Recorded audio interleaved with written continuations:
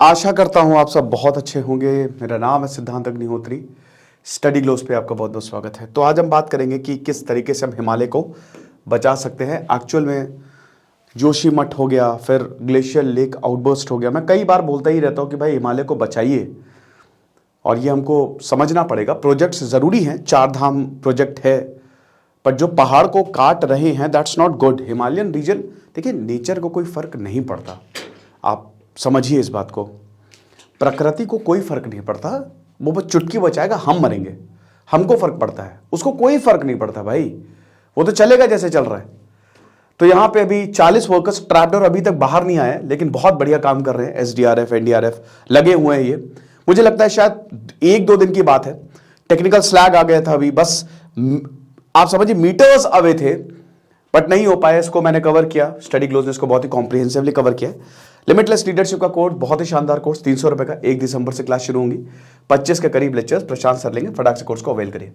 तो rescue operation जो है वो सिकियारा टनल कोलैप्स साइट पे वो जारी है, जो उत्तरकाशी टनल साइट है, और नितिन गडकरी से लेकर हर कोई वहां पे पहुंचा हुआ है। और हम यही कोशिश करेंगे, मतलब हम तो यही उम्मीद करेंगे कि जल्द से जल्द इनको बचाया जाए, कुछ भी करके। ये सब आप देख ही सकते हैं कि ड्रिल मशीन आई है, लेकिन फिर बीच में एक स्लैग आया जिसकी वजह से प्रॉब्लम हुई। स्नैक्स, एक टेक्निकल स्नैक की वजह से, ठीक है, स्लैग कह रहा हूं। और दिक्कत है, अब आपको पता है कि लैंडस्लाइड हो सकती है, स्ट्रक्चरल माउंटेन्स की वजह से प्रॉब्लम हो सकती है, ठीक है। बट यहां पे जो मेन मुद्दा है दोस्तों, मेन मुद्दा है ये, तो देखिए पूरा का पूरा रेस्क्यू ऑपरेशन है। बट मैं लेक्चर एक्चुअली, ये कोई बात नहीं, छोड़िए PPT का थोड़ा सा, बट कोई दिक्कत नहीं है। मेरा मेन मुद्दा ये है कि किस तरीके से हम हिमालय को बचाएं, है ना। ये तो पूरा रेस्क्यू ऑपरेशन है, कैसे चला है, क्यों हुआ है ये, और इसको मैं ऑलरेडी कवर कर चुका हूं, ठीक है। अब देखिए, हिमालय में बहुत सारे प्रोजेक्ट चल रहे हैं, और हिमालय जो रीजन है हमारा, वो बड़ा इंपॉर्टेंट भी है। मैं एक एक करके आपको पॉइंट्स जो है वो समझाता हूं। लेकिन इकोलॉजिकल चैलेंजेस बड़े हैं भाई। मिश्रा रिपोर्ट 1976 पहले ही बता दिया था कि जोशीमठ, आप ज्यादा वहां पे उस एरिया में, क्योंकि वो धंस गया है, ठीक है, आप सुरंग खोद रहे हैं, शहरी धंस गया पूरा का पूरा। जब अंदर चीजें खोखली होती जाएंगी तो नीचे से ऊपर से धसेगा ही धसेगा कुछ। हिमालय यंग है, यंग माउंटेन है, वो अभी भी बढ़ता जा रहा है। जैसे नीचे अगर आप देखो, जो हमारा पेनिनसुलर इंडिया है, सतपुड़ा हो गया, विंध्या हो गया, तो वो सब पुराने हो चुके हैं, अब वो बढ़ नहीं रहे हैं, वो प्लेट वेट टूट के सब सेटल हो गया है। लेकिन अभी भी ये हमारी जो टिबेटन प्लेट की तरफ जो है ना, बढ़ती जा रही हिमालयन प्लेट, ठीक है, ये मूव करता जा रहा है। होता क्या है कि हमारे पास है टेक्टोनिक प्लेट्स पूरी दुनिया में, वो ऐसे कॉन्ट्रैक्ट का मतलब दूर जाती हैं, एक्सपैंड करती है, कॉन्ट्रैक्ट करती है, एक्सपैंड करती है, कॉन्ट्रैक्ट करती है। जब वो दूर जाएंगी, गड्ढा होगा, वॉल्केनो ऊपर आएगा, लेयर्स की लेयर्स बनेंगी, क्रस्ट बनती है। जैसे हमारा डेक्कन ट्रैप्स बना है, जो हमारा पेनिनसुलर इंडिया ऐसे ही बना है। जब वो पास आएंगी तो पहाड़ बनेगा, और पास आने से, प्लेट्स के टकराने से हिमालय जो है वो अभी भी बढ़ता ही जा रहा है। इसीलिए आपको वहां पे बहुत सारे भूकंप भी देखने को मिलते हैं, स्पेशली नेपाल रीजन में। लेकिन फिर भी दोस्तों, चिंता की बात तो बहुत ज्यादा है। अब ये देखिए, हमारे जो वहां पे वर्कर्स फंसे हुए हैं, इनको निकाल लिया जाएगा डेफिनेटली। बहुत सारे प्लान जो है SDRF NDRF वो लगी हुई है। लेकिन बात यह है कि ऐसा बार बार होता क्यों है। सबसे पहले तो आपको यह समझना पड़ेगा कि हिमालय जरूरी क्यों है। NCERT ज्योग्राफी मैंने बहुत बढ़िया तरीके से पढ़ाई, अगर आपने उस पर एडमिशन नहीं लिया तो आप उसमें ले लीजिए। तो हिमालय, देखिए इंडिया के जो 6 फिजियोग्राफिक डिवीजन है, उसमें सबसे पहले नंबर पे आता है हिमालय। ट्रांस हिमालय है, ग्रेटर हिमालय है, लेसर हिमालय है, और मिडिल हिमालय है। हिमालय के 4 डिविजन हैं, ठीक है।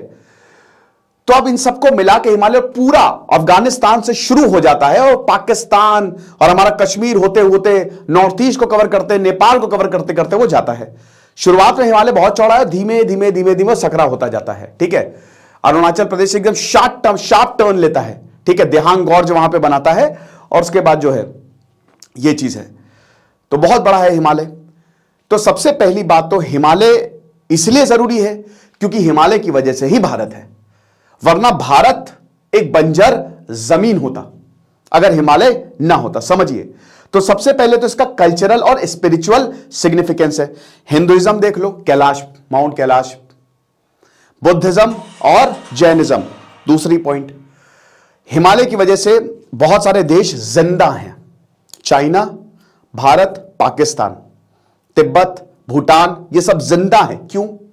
बांग्लादेश, हिमालय से क्या निकलता है? हिमालय से 3 नदियां निकलती हैं। कौन सी? गंगा, खैर भागीरथी अलग नंदा, ठीक है, वो गंगा ही बोलेंगे ना उसे तो।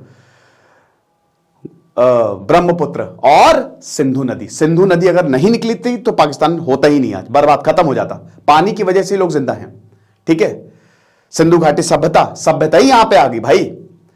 ब्रह्मपुत्र जो पूरा नॉर्थ ईस्ट से जाते हुए नॉर्थ ईस्ट को पूरा फर्टाइल बनाती है, वो आसाम को स्पेशली, और फिर बांग्लादेश निकलती है और दुनिया का सबसे बड़ा डेल्टा सुंदरबन डेल्टा बनाती है। और गंगा के बारे में मुझे बात करने की जरूरत है नहीं।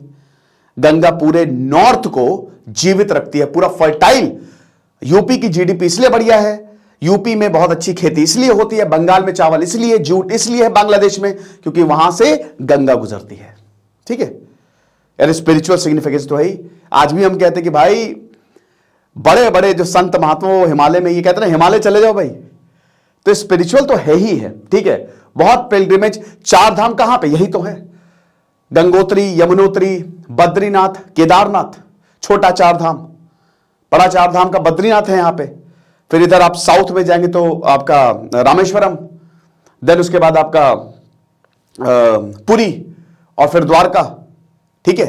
तो ये बड़े 4 धाम हैं। अब अगर बात करते हैं कौन कौन से धर्म, लगभग सारे धर्मों के लिए कश्मीर में बुद्धिज्म फैला, हिंदुइज्म फैला, ठीक है। हमारी जो 4th बुद्धिस्ट काउंसिल है वो कहां पे हुई? कुंडलवन, कश्मीर में। तो spiritually it is very very important. Biodiversity hot spot है ये, ग्लोबल इकोलॉजिकल बैलेंस के लिए ये बहुत ज्यादा जरूरी है। आपको यहां पे हजारों प्लांट्स की स्पीशीज मिलेंगी, एनिमल्स की स्पीशीज मिलेगी। और देखिए, अगर एक जाता है, एक एक्सटिंक्ट होता है तो सब एक्सटिंक्ट होते हैं, फूड चेन खत्म होती है। और बहुत सारे ऐसी स्पीशीज है हिमालय में जिसकी वजह से मुश्किल जो है वो देखने को मिल रही है, ठीक है। बहुत सारी औषधियां यहां पे आपको देखने को मिलेंगी। जो आपका शिलाजीत आता है ना, शिलाजीत जरूर खाओ भाई, शिलाजीत। और आपका वो अश्वगंधा बहुत फायदा करता है, ये इम्यूनिटी आपकी बढ़ाता है। और वाटर सोर्स जैसा कि हमने बताया, गंगा, सिंधु, ब्रह्मपुत्र, यांगस्टे, ये सारी की सारी रिवर जो है वो यहीं से ही पहाड़ को काटते हुए आती हैं, है ना। क्या होता है भाई, पूरी ज्योग्राफी किस पे डिपेंड करती है? पूरी ज्योग्राफी आपकी इरोजनल और डिपोजिशन, ये इरोड करके नदियां अपने साथ सब कुछ लेके आती है और फाइनली जब स्लोप पे उतरती हैं और जब प्लेन्स पे आती है तो सब डिपॉजिट कर देती है। उसी वजह से हमारे पूरे नॉर्दर्न प्लेन्स जो है, जो 2nd फिजियोग्राफिक डिवीजन है भारत का, वो बना है। क्लाइमेट रेगुलेशन, मॉनसून विंड्स यहीं से ही टकराती हैं, ठीक है ना। मॉनसून विंड्स यहीं से ही टकरा के भारत में आती हैं, वरना भारत में बारिश नहीं, वो सीधे निकल जाएगी, समझ रहे हो। और अगर ऐसा ना हो तो ये बहुत ठंडी हवाएं भी यहां पे आई, अगर हिमालय ना होता तो ठंडी हवाएं सीधे भारत में आती, जिसकी वजह से भारत में कुछ भी नहीं होता। तो एक तरीके से जो मौसम का रेगुलेशन है, ठीक है ना, वो बहुत ही इंपॉर्टेंट है। यहां पे मॉनसून पैटर्न्स यहीं से ही तो आता है। और देखिए, क्लाइमेट चेंज में भी हिमालय एक बहुत बड़ा रोल प्ले कर रहा है। ग्लेशियर्स पिघल रहे हैं तो ब्लैक कार्बन जा रहा है, और जो कार्बन, ये ब्लैक खतरनाक होता है, ये क्या करता है, ये और ज्यादा डस्ट पार्टिकल्स, खतरनाक गैसेस को एब्जॉर्ब करता है। देन उसके बाद जियोलॉजिकल इंपॉर्टेंस, देखिए जियोलॉजिकल इंपॉर्टेंस की बात करें तो इंडियन प्लेट और यूरोशियन प्लेट टकरा रही है, और एक टाइम बाद, मतलब मिलियंस ईयर्स एगो, ये पूरी यूरोशियन प्लेट से टकरा जाएगी, समझ रहे हो। और जब ऐसा होगा तो पता नहीं क्या होगा। वैगनर थ्योरी पढ़ी है कि नहीं? एक सुपर कॉन्टिनेंट था पैंजिया, बाद में वो टकराया, मतलब टूटा वो, ठीक है, और टूट के अलग हो गया। आज गिर में आपको शेर देखने को मिलेंगे, अफ्रीका में भी शेर, क्योंकि अफ्रीकन प्लेट पार्ट था यहां पे, हमारी प्लेट का पार्ट, तो फिर वो टूटा, ठीक है, वक्त आता है। और ऐसा कई बार होता रहा है। ज्योग्राफी पढ़ोगे ना, देखो इस दुनिया सबसे इंपॉर्टेंट सब्जेक्ट तो वैसे मेरे हिसाब से हिस्ट्री है, लेकिन अगर आपको समझना है, अगर एक ऐसी चीज जो बहुत मतलब टॉप पे रखो, ज्योग्राफी है। क्योंकि ज्योग्राफी अगर बढ़िया है तो पॉलिटिक्स, रशिया क्यों सुपर पावर नहीं है? ज्योग्राफी की वजह से। अमेरिका और भारत क्यों सुपर पावर है? ज्योग्राफी की वजह से। तो ज्योग्राफी अगर समझ लिए ना तो सब कुछ समझ जाओगे, ठीक है। अब बात करते हैं कि क्यों अर्बनाइजेशन, मतलब कितना ज्यादा अर्बनाइजेशन हो रहा है। सबसे पहली बात तो यह है कि यह डेवलपमेंट फ्लॉड है। हमने यह देखा कि आप रोड बनाओगे, लैंडस्लाइड होगी, और ऐसे रिपोर्ट में भी सामने आया है कि कई बार इनकी अनदेखी की जाती है, जैसे एनजीटी जो कहता है या रिपोर्ट में भी थोड़ी इनकी जो हिमालय की वो अनदेखी की जाती है। जोशीमठ डूब गया, चमोली में हमने डिजास्टर देखा, ठीक है, बहुत खतरनाक। इसरो ने यह बताया कि जो रुद्रप्रयाग और टिहरी डिस्ट्रिक्ट है, सबसे ज्यादा लैंडस्लाइड यहां पे होती है पूरे देश की अगर बात करें। चार धाम महामार्ग विकास परियोजना, मैंने खुद बताया, खुद इसको कितनी बार कवर किया है कि लगातार रोड डेवलपमेंट हो रहा है और ये चार धाम का ही पार्ट है। आपका डिस्टेंस भले ही कम होगा लेकिन फिर भी। सेकेंड पॉइंट जो डेंजरस खतरे में डालता है हिमालय को, वो है अनरेगुलेटेड टूरिज्म। देखिए, आपको अगर लग रहा है कि यहां पे लोग धर्म के लिए आ रहे हैं तो आपकी बहुत बड़ी है गलतफहमी, ठीक है। बहुत कम लोग यहां पे वाकई में पूजा करने आते हैं धर्म के लिए, लेकिन मैक्सिमम सेल्फी मस्त। अब देखो, रील्स का जमाना है, इंस्टा का जमाना, तो और लोग जा रहे हैं मस्त बढ़िया आईफोन से, ये है, ठीक है। भयानक भीड़ हो रही है, भयानक, जिसका कोई हिसाब नहीं। कोविड के बाद बद्रीनाथ केदारनाथ इतनी भीड़ हुई है कि क्या बताएं, जैसे जब से कपाट खुले हैं। तो ये जो अनचेक्ड टूरिज्म है, अब या तो इतने ज्यादा समझदार हो यहां पे, मैं खुद जाता हूं दोस्तों पहाड़ों पे तो मैं देखता हूं गंदगी फैली हुई है, प्लास्टिक पड़ा हुआ है, तो ऐसे तो चलेगा नहीं, ठीक है। हालांकि अब यहां पे जब मैंने एक बार एक को टोका तो उन्होंने कहा भाई बताओ डस्टबिन कहां है, ये भी बात है। या तो इतना ज्यादा, क्योंकि देखिए नहीं हो सकता ना, ये हिमालय है भाई, और यहां पे आप कितना कर लोगे, समझ रहे हो। लेकिन जितने लोग आ रहे हैं, बहुत सारा एकदम जत्थे में लोग आ रहे हैं, तो वो भी है। 2022 में आपको बता दूं कि 10 करोड़ टूरिस्ट आए थे जो उत्तराखंड में विजिट किए थे, और ये बोला है कि भाई अनरेगुलेटेड टूरिज्म है, ये डेंजरस है, ये बहुत ज्यादा। और इसी की वजह से ही तो दिक्कत है भाई, टूरिस्ट की वजह से सरकार जो है वो प्रोजेक्ट्स बना रही है। हां, सिक्योरिटी भी है भाई, चाइना उधर प्रोजेक्ट बना रहे तो हमको हमारी बनानी मजबूरी है, लेकिन फिर भी देखना पड़ेगा। अगला, राइजिंग टेम्परेचर। देखो, हमारा टेम्परेचर लगातार बढ़ते जा रहा है और हिमालय बहुत तेजी से पिघल रहा है, बिल्कुल सही बात है। और अगर हम लगातार ऐसे काम करेंगे तो हीट आइलैंड इफेक्ट के कारण वार्मिंग, रीजनल वार्मिंग, मतलब ये इलाका गर्म होगा। मैं नैनीताल गया था अभी, तो नैनीताल में गर्मी थी, पहली बार ऐसा मुझे गर्मी में एकदम। और बल्कि आप अगर जुलाई वुलाई में जाओ, काम था मेरे, काम से गया था, तो वह गर्मी नहीं आपको देखने को मिलेगी। पहले ठंड पड़ती थी, लेकिन अभी मुझे इतनी गर्मी लगी। इनफैक्ट दोस्तों, अभी मेरी फ्रेंड मसूरी गई थी, वहां गर्मी, अभी ये नवंबर की बात है, तो ये इफेक्ट हमको देखने को मिल रहा है, समझ रहे हो। तो ये चीज है।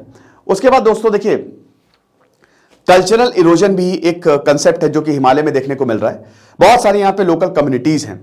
अब ये लोकल कम्युनिटीज को श्रेय जाता है कि इन्होंने हिमालय को बचा के रखा। कैसे? ये पहाड़ को भगवान मानते हैं, ये पेड़ों को भगवान मानते हैं, ये नदियों को भगवान मानते हैं। तो जिस चीज को भगवान मानेंगे उसकी आप पूजा करेंगे, लेकिन धीमे धीमे धीमे ये भी इरोड जो है वो होता जा रहा है। ये ट्रेडिशनल नॉलेज, ये ट्रेडिशनल प्रोटेक्शन कहीं ना कहीं खत्म होती जा रही है।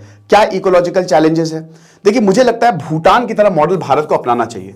जैसे भूटान जो है ना, एक, और वो जो पैसा है वो आप क्लाइमेट चेंज के लिए लगाओ, वो आप और बढ़िया करने के लिए लगाओ। जैसे भूटान लगाता ना कि आप पर डे 2000 रुपए टूरिस्ट से लेता है, वो आप ऐसा लगाओ।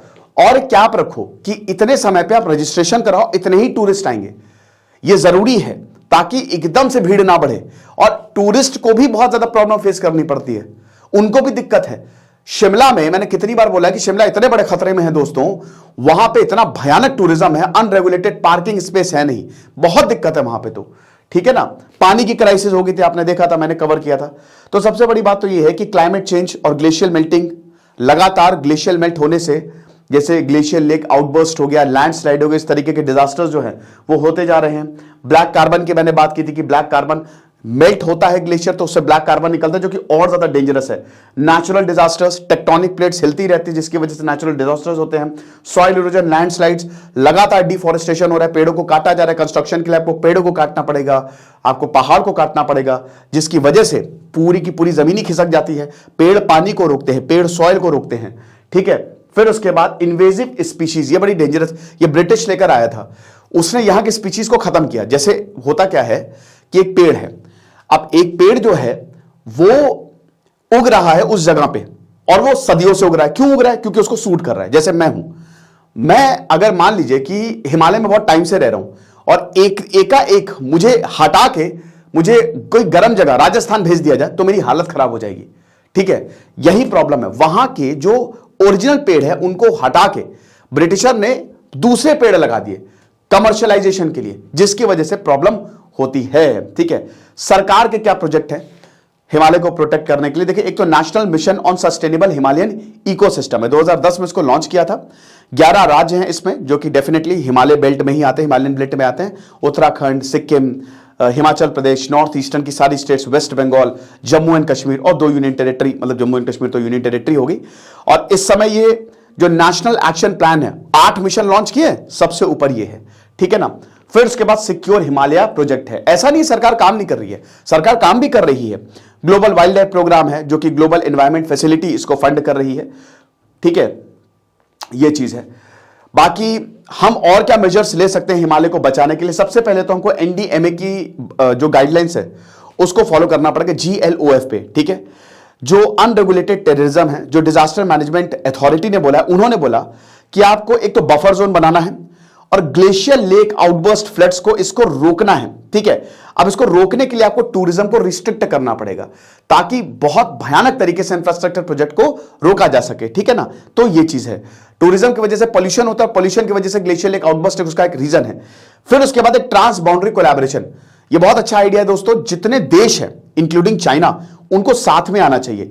हिमालयन कंट्रीज को एक इंटरनेशनल नेटवर्क बनाना चाहिए जो कि ये देखे कि भाई कहीं ऐसा तो नहीं कि हिमालय खिसकते जा रहे हैं, और अगर ऐसा है तो साथ में मिलके फाइन्स की प्रावधान होने चाहिए, जेल के प्रावधान होने चाहिए। कोई इसको वायलेट कर रहा है तो ये भी चीज है। अगर मान लीजिए कोई एक देश जो है, जैसे चाइना, अगर वो बहुत ज्यादा कंस्ट्रक्शन करता है, अगर कोई एक पर्टिकुलर देश इस तरीके की हरकत कर रहा है तो उसको फिर रोकने का पूरा प्रावधान जो है वो होना चाहिए। फिर the most important thing, education and awareness. जितना ज्यादा आप अवेयरनेस फैलाएंगे, चला दो हर जगह, यूट्यूब पे ऐड चला दो, पकड़ो इन्फ्लुएंसर्स को, फ्री में वो आपके लिए काम करेंगे। मैं पर्सनली सरकार के लिए फ्री में काम करने के लिए तैयार हूं, अगर आप इस चीज में कदम लेते हैं। मैं इसमें अवेयरनेस फैलाने के लिए तैयार हूं। ठीक है ना, तो आप पकड़ो इन्फ्लुएंसर्स को, आप पकड़ो एक्टर्स को, सब फ्री में काम करेंगे। ठीक है, ये देश का मामला है भाई, ये हिमालय का मामला है। लोकल गवर्नमेंट का रोल बहुत ज्यादा अहम हो जाता है यहां पे, और उन लोगों को पकड़ो जिनमें इसकी एक्सपर्टीज है, उनको बिठाओ, उनकी बात मानो। ठीक है, कि वो कहना क्या चाह रहे हैं, उनको दरकिनार करना सही नहीं है। बाकी अर्ली वार्निंग सिस्टम बनाया जाए ताकि अगर खराब वेदर है, क्योंकि अल्टीमेटली लोग मरते हैं, मैंने क्या बताया, नेचर को फर्क नहीं पड़ता, लोगों को फर्क पड़ता है, तो तुरंत लोकल पॉपुलेशन, टूरिस्ट को अगर अर्ली वार्निंग सिस्टम होगा तो हम उनको बचा सकते हैं। फिर जो लेटेस्ट स्टेटस है उसको भी देखना चाहिए, सस्टेनेबल प्लान, सही तरीके से चीजें बन रही है कि नहीं। आप प्रोजेक्ट बनाओ, सुरंग बनाओ, बहुत अच्छा है, लोगों को फायदा होगा, बट वो सब नॉर्म्स, एक्सपर्ट्स की कमिटी बैठा के उनकी देखरेख में ये सारी चीजें जो है वो होनी चाहिए। तो जितनी भी डिटेल्ड प्रोजेक्ट्स हमको उन पे ध्यान देना चाहिए। डैम्स को अपग्रेड करो, नदियों को मोड़ा जाता है, कई बार देखा है कि चाइना ये करता है। ठीक है, डैम भारत ने भी कई नदियों को मोड़ा, ये सही नहीं है। ठीक है, नदियों को उनकी ओरिजिनल कोर्स से मोड़ने की जरूरत नहीं है, जो है वही रहने देना चाहिए। बाकी मुझे लगता है कि टूरिज्म पे बहुत जरूरी है कि उसको रेगुलेट करे सरकार, सरकार के हाथ में ही सब है, और जरूरी है कि उसको रेगुलेट करे और इंफ्रास्ट्रक्चर को भी देखे कि कहां जरूरी है बनाना, कहां नहीं। तो ये कुछ पॉइंट्स थे दोस्तों मैं जो आपको बताना चाह रहा था। बाकी तो भगवान साथ है इनके, और जल्द से जल्द चीजें जो हैं वो ठीक होंगी। रेस्क्यू ऑपरेशन चल ही रहा है और बहुत जल्द आपको खुशखबरी मिलेगी। बाकी हमारा लिमिटलेस का कोर्स है, जरूर अवेल करें। Thank you so much.